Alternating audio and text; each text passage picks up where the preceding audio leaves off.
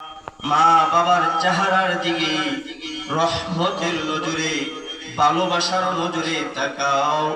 আল্লাহ তাআলা প্রত্যেকটা নজরের বিনিময়, প্রত্যেকটা দৃষ্টির বিনিময় একটি মাকবুল হজ্জের সওয়াব ওই বান্দার আমলনামায় দান করে দিবেন। সুবহানাল্লাহ। আরো জোরে বলেন সুবহানাল্লাহ। একটা মাকবুল হজ, এটা কি সাধারণ জিনিস?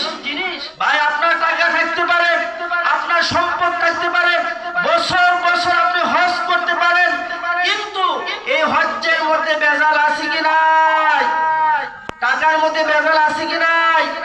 সম্পদের মধ্যে ভেজাল আছে কি নাই? বলেন। আছে।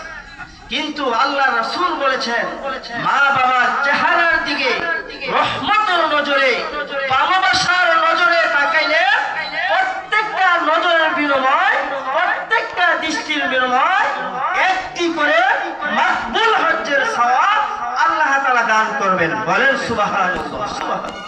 যাদের মা এবং বাবা আছে, যাদের মা এবং বাবা আছে, আমি যুবক ভাইদেরকে বলছি, রক্ত গরম তাদের সাথে দেখেন না, তাদের সাথে চোখ উল্টায় কথা বললেন না।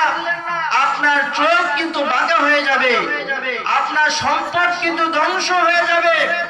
সাবধান, খবর, সাবধান হয়ে যান।